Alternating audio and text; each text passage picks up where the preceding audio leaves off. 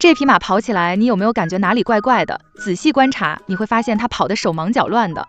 而正常的马跑起来明明是这样的，但这种马为什么看起来4条腿都很忙的样子？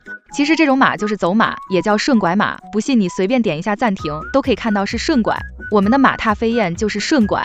走马跑起来虽然不好看，但速度却很快，不仅短距离奔跑表现出色，而且长途有耐力，关键还特别平稳，人坐在上面没有上下颠的感觉，普通正常的马可比不上它。